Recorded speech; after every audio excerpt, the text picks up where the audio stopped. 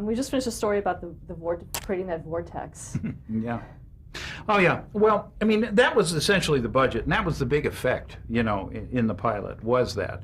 But what we needed to sell was a relationship of the characters, for one another, and Mulder and this other character, because they both had this kind of, in my opinion, there was essentially a lack of visceral chemistry between them, and that had to be developed somewhere along the line. But the idea of having an investigative body within the FBI that did alien investigation, in and of itself was a stretch of the imagination, considering the conservatism of those organizations and government facilities. But nonetheless, it captured the imagination of the networks, and fortunately went to series. And I wasn't interested at that time in doing a series, since, for one reason, it would take me away for a long time, and it was going to be shot in Canada, and I couldn't have imagined having any more difficulties with the crews than we originally had, and I was hoping that that wouldn't be the case for the people that were up there. And it turned out that wasn't, because they had a lot of availabilities ultimately for the show, because of the fact that they knew it was going to run for a long period of time. So everybody was bailing out and jumping and volunteering to work on the show because they knew it would last 11 months. But you knew right from the get-go that you wouldn't be staying on? Is that? Well, I mean, halfway through it, I knew that I simply, when I did the pilot, I knew that I didn't really want to do a television series, but I liked doing pilots. I had done pilots before. I don't know whether I had, Patty, do you know if did I do ER pilot before or after? I'm thinking that you did it. Oh, I did it before. Yeah, I did the ER pilot, and I wasn't interested in doing the series. And I've done subsequent pilots, and I wasn't interested in really doing the series, because it takes such a tremendous time commitment, and the hours are brutal. Well, how were you able to, once you really establish a look then for a pilot, how does that look remain throughout the series, if you're not the one? Well, the next director of photography will come in and parallel what it is that you do. That usually is how it works. And he will take it maybe a step or two further, along the line, and then he'll wait a season, and then he will maybe he'll change it a little bit more to make it more of his own, and make it more in keeping with where the show is going. So the looks of these shows don't necessarily always remain the same. There's always those little fluidities within them and changes. I think that's imperative that you have that, because you simply can't sustain one particular style for the length of time. There's a visual staleness to it. You mentioned that you did the pilot for ER. Talk about that. How did that come about for you? I had worked with a director by the name of Rod Holcomb, a highly respected gentleman in the television area. Done a number of shows with him. I must have done 6 or 7 by that time, primarily television movies, and although I did a series called Wolf with him up in San Francisco. The show, as conceived, was 24 hours in the life of an emergency room physician. It was written by Michael Crichton, and essentially is autobiographical. It's essentially what it was like for him in Boston Hospital when he was learning to be an MD, and what the physicians had to go through in terms of the exhaustion, length of time, the low pay, the conditions, the people that they were treating. And we approached ER as a dramatic documentary.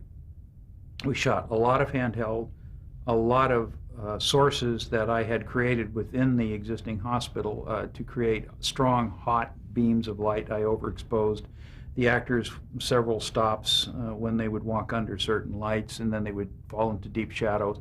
I used a lot of rain effects with sodium vapor yellow coming through windows with this crawling grain on the people's faces, and cyan and blue to essentially almost symbolic of a bruise. The colors that you would see in a bruise on a wrist were the colors that I used in the show. So it looked brutal and stark. We had no exteriors except one moment when 2 of the doctors walk outside in the ambulance entrance, and they're exhausted from a day's work. But we used an extensive amount of handheld. We did a tremendous amount of Steadicam work, and the Steadicam work that we did in that particular show, I wound up being nominated, I believe, for, if I'm not mistaken, an Emmy, and I won 2 awards for the ASC for that particular show as well, because it was the first time that a Steadicam had been used in television with the amount of extensiveness that we had used it, because it floated everywhere. And since have become commonplace. I mean, most typical use of it recently has been West Wing, which of course I shot. And we, did extensive Steadicam work where we would do, a 9-minute film shooting 360 degrees in 25 different rooms and long walks and talks all within the same take. So that was a genesis. How do you generally work with a Steadicam operator? It was, I try not to wear them out because they're wearing 60 pounds of equipment continuously and doing an exhaustive numbers of takes. But generally, we, fortunately, because we have onboard monitors and we have the ability to transmit our images to the monitors where the director and I sit, we, can communicate with them very easily. And we only will hire a Steadicam operator based on his reel and his personality. He has to be able to work on the fly without constant instruction in terms of where the frame should be. If you ever get into a situation with Steadicam operator where you had to continuously dictate the frame, as opposed to occasionally coaching, then there's a big difference. Then that's not the Steadicam operator you should be having on the show. But we had very good Steadicam operators that had an instinctive sense of composition, could make the camera flow and compose all at the same time without having to be instructed. All we would do, or all I would have to do, was say where the start was and where the end was and what we needed to do in the middle. Were we doing 180? Were we going to do swing around them and then get ahead of them? Those are all we needed to do. But the actual manipulation of the camera is the art and craft of the Steadicam operator, and you can't really dictate those things to them. They have to be able to feel the shot in and of themselves. Because if they're uncomfortable, the shot will show it.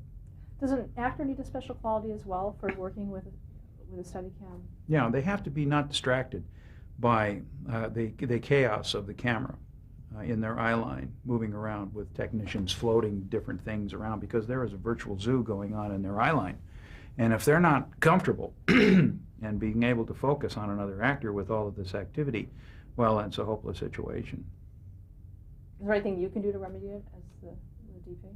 No, if that's the design of the shot, that's exactly what we have to do. It's going to require those technicians being in that place and maneuvering the camera. The only person who can stop that from happening is the director.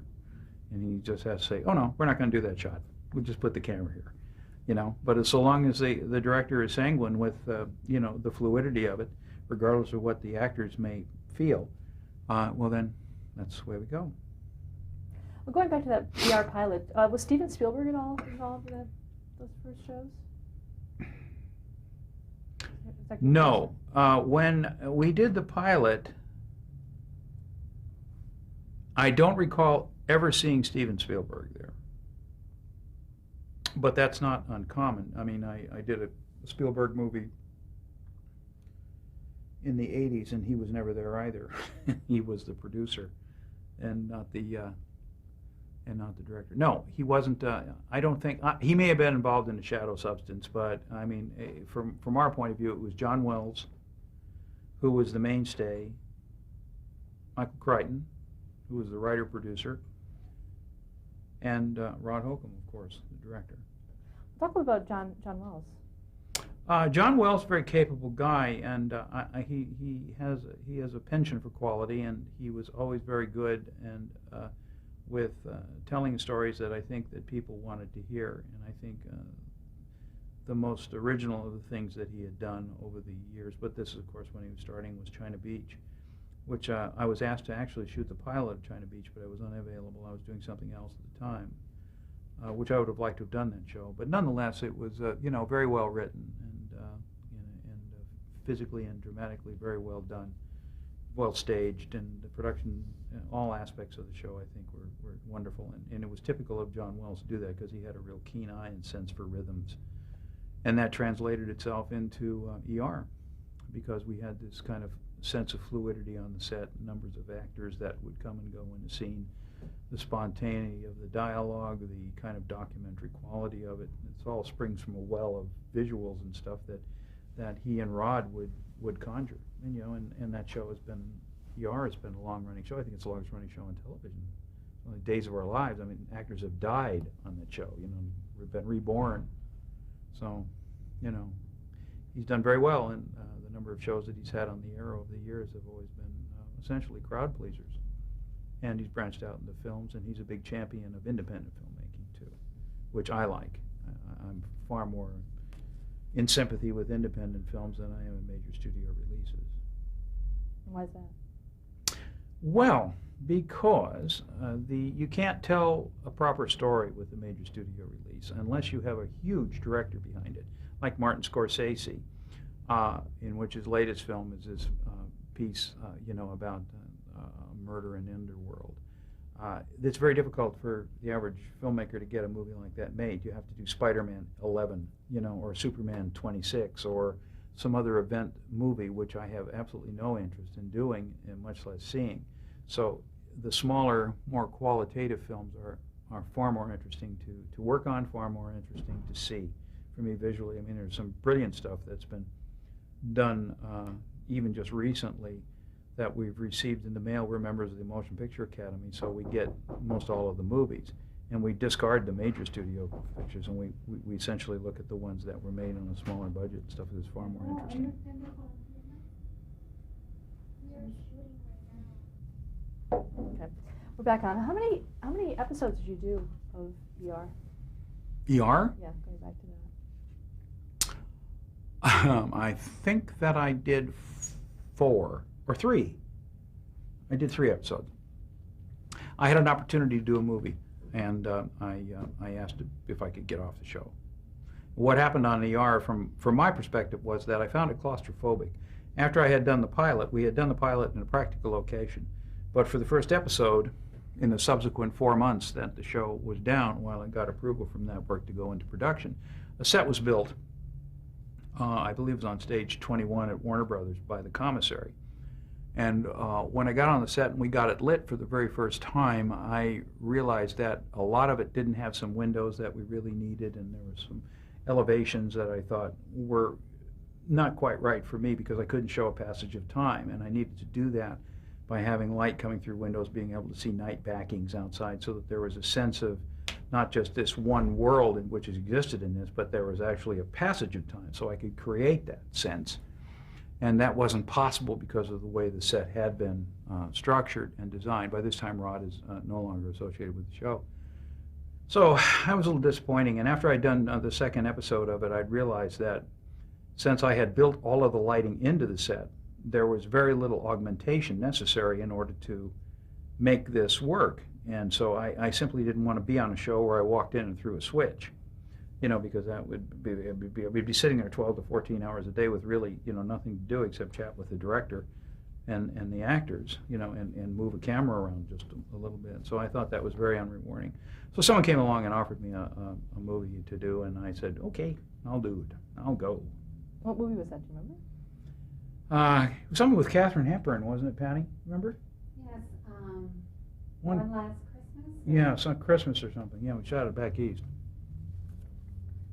We didn't mention Rod Holcomb, actually, in his contributions to the series. Rod? Creator-director. From a visual standpoint? Well, he was the one that casted it, and he was the one that was responsible for orchestrating the performances and setting the characters, setting the place, and the basic art direction, the typical areas in which a director would be responsible for. I consider him, the kingpin, the hinge-pin, essentially, of what ER was. Do you think ER has a legacy? Well, I certainly think it has a legacy within it. For interns, yes, but if you're asking me as an individual, I think that it is it's an adequate portrayal of the life of physicians and the stresses under which they perform. However, it is, in my opinion, nowadays a more soporific quality about the show, which is very much like Days of Our Lives, so consequently, I don't watch it. I used to watch it in the early days, when George Clooney was there and the rest of it, because I thought Clooney was so interesting and such a cad, and I'm so happy to see what happened with him, his career and stuff, because he was genuinely a good guy. You did a few television movies in the 90s, including Barbarians at the Gate. Tell about that. Well, it's the R.J. Reynolds tobacco scandal, in which they were trying to come up with a smokeless tobacco and essentially still use the nicotine but pass it off as a harmless cigarette. And it was a very interesting inside story about how the world of high finance worked along with the public relations firms in order to convince the unknowing populations of what cancerous issues there were and what other problems might be in store down the line. And it was a very insightful project. And I really enjoyed, I loved working on it because it was so cool. Glenn Jordan was a director, great director. Jag? Glenn. Oh, Jag. Jag. Jag. An outlandish series. Outlandish series in the sense that we are led to believe that all lawyers in the Navy carry machine guns, fly jet planes, and act like commandos, like they're Navy SEALs or Army Rangers. So, but I mean, as far as the doing of the show was exciting because we got to work on an aircraft carrier at sea. We got to work at an aircraft carrier in land, that was essentially a monument down in Corpus Christi, Texas. We got to fly in different types of aircraft, and we got to do various little military things that were kind of fun to do. And we had the cooperation, at least initially on JAG, of the government, so we got a lot of military cooperation. I think a lot of that had to do with Don Belisario, who, if I'm not mistaken, was a Marine pilot at some point in his life. And so he had the sympathies of the Marine Corps and I think the Department of the Navy, so we had a lot of opportunities to do some things. And stylistically, the show was very interesting. It hadn't been too much earlier than that. The Top Gun had came out. So we had the advantage of having the publicity of Top Gun kind of carry over into this Navy JAG situation. And I used the same kind of similar glossy imagery in the pilot that you saw in Top Gun. And there was this parallel in the audience's mind, so I think it really helped sell the series, and it was fun to do. What about the visual palette itself, in terms of the lights? Well, actually, for me, it was more about the romance of it. I try to romanticize JAG to make that as more romantic looking as I could and still keep within the military theme, because the idea of the particular show was a recruiting poster. So what we would essentially do was use a lot of strong backlight and a lot of soft front fill to keep these actors as handsome as possible and sparkles in the eyes, but yet like some diffusion and nets and stuff, so it had a romantic kind of glowing quality to it. And we would keep a camera that we wouldn't move the camera tremendously. We would move it just long enough to capture with the detail that we needed to keep, and we kept a relatively static camera but a high cutting pace in time with music. You also directed on that series. Yeah, I did a couple of episodes. Decidedly something that I decided I really didn't like doing. The primary thing is that I was spending too much time chatting with actors, which was not something that I really wanted to do. And I realized that my real calling to this particular profession of the industry was to be a cinematographer and not a director. I think the responsibilities of a director take them too far away from what it is that I found valuable in my life in terms of the visuals, because that's only a small part of what they do. They have a much bigger canvas that they have to deal with. I was totally uninterested in dealing with the financial aspects of how the show was going to be mounted. I was totally uninterested in how many buttons were on somebody's blouse. These are things that I didn't care about, so I was like, I don't care. And I wasn't particularly interested in babysitting the nuances of actors who may be having a bad day. I simply didn't want to put myself in the chair of the psychologist, and at the same time say action. I would do one or the other, but not both simultaneously. So I'm a far better cinematographer than I am a director, because I don't really have the patience for it. As a cinematographer, though, did you have any direct contact with the actors? No, all the time. How is that different than? Well, I simply don't have well, I don't have an actor talking to me, telling me or asking me that the script doesn't make sense in terms of this plot and this plot point. I don't have to be the one who spends 15 minutes explaining to an actor that this cuts with this, that cuts with this is where this story arc is going, and this is where it came from, and this is why you have to do this. And I don't want to have to argue with an actor when I would rather, because of expediency, put him over by the window, and he wants to play the scene sitting against the wall, throwing orange peels into his can. I want to do it my way. I don't want to have to accommodate him to that extent, where I'm going to ruin the visuals because he wants to stand next to a blank wall and throw garbage peels into a can. I mean, can you throw the garbage peels into the can by the window? No, that wouldn't be right. I think I really need to stand against this wall. Okay, well then that's what we have to do, because you can't force the actor to do anything he doesn't want to do. But from, as a cinematographer, weren't they coming to you and saying, in terms of their visual look or anything like that? Did you get that? On very rare occasions. You might have an actress say something, I have a problem here or a problem here. Makeup artist might come to me and say that she has a blemish here and blemish there. But there's only so much you can, essentially do with the light without destroying the intent of the scene visually in terms of bringing stuff around. So you try to accommodate them as much as possible, and that's part and parcel of the job. And that's not difficult to do. It's difficult where you're having to deal with a psychological issue of characterization. That's where it becomes problematic in dealing with an actor. How long were you involved with JAG? I shot the first 6 episodes, then I directed a couple, and then I was gone. Why did you end the association? Oh, well, we just moved on. We just went on. Another DP came in because when they replaced me, they put another DP on the show, and I started doing another show. Was that Charmed? I don't know. I can't remember the chronology of what we were doing after that. Let's move on to Charmed and how you became associated with that series. There was a producer who had known me for a while, and I had just come off of... Patty, tell me, what was I doing just before Charmed? Do you have any idea? No, honey, I'm starting to... I wish we... Yeah, we should have brought a resume, because I can't. The chronology of my stuff is... I have no idea. That's okay. I can't remember. Let's go through the 11 nominations you've gotten, maybe.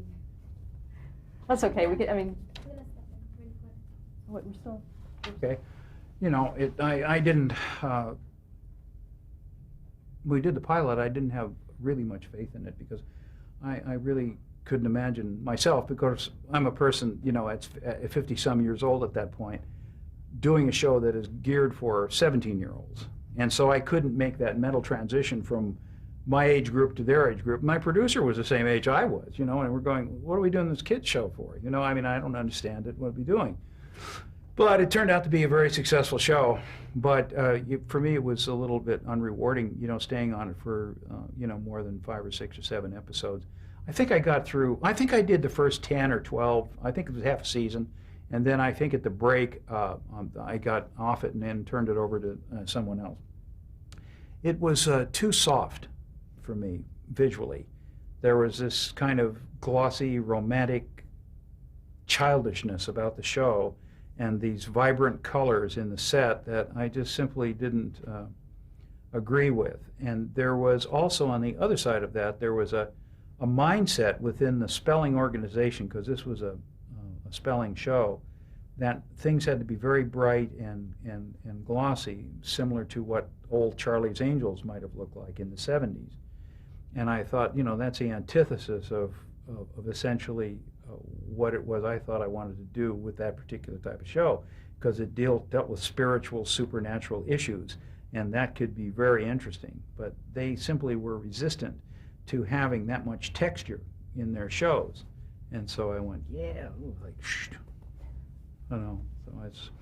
So I needed to move on. I don't have great patience with longevity on particular shows. That's why I'm much better on features and television movies, because they have a finite time, and I'm dealing with a director all the time, one director that I get inside of, and we understand one another and we can go on. But on episodic television shows, you get these guys that are coming in in women who frequently have no idea what they want to look like. All they're concerned about is just getting through the day without going into overtime so that they can get another job coming back, because that is essentially, it's a glorified traffic cop, unless you're on a double A show such as West Wing or I guess Heroes would be a modern example of a show that in which a director has to go in and really do preparations, you know, with the cinematographer and stuff. But in those shows, they have two DPs, so that works much better because the DP can then work with the new director and working on style and visualization. But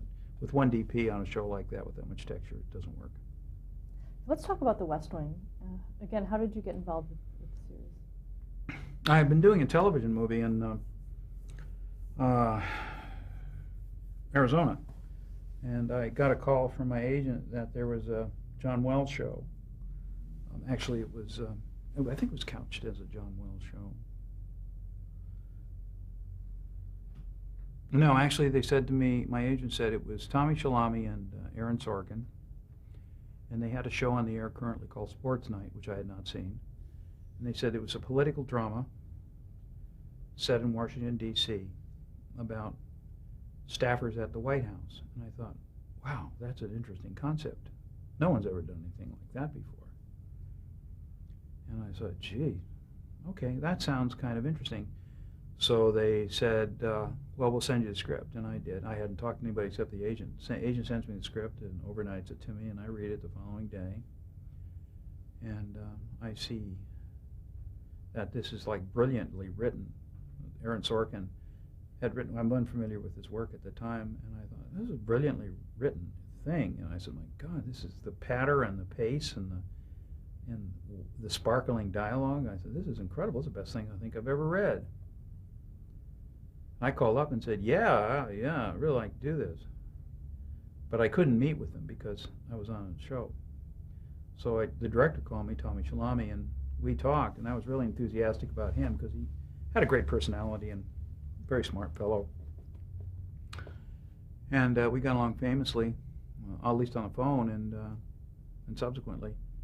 So he hired me, and then when my TV show finished, which was a couple of weeks later, I flew back to Los Angeles, and I met with him, we talked, and the art director came in, and we started working on the sets and building the sets and everything, and the show was, you know, brilliantly structured, and it was breathtaking essentially for me to work on a show like that. It was the high point of my life.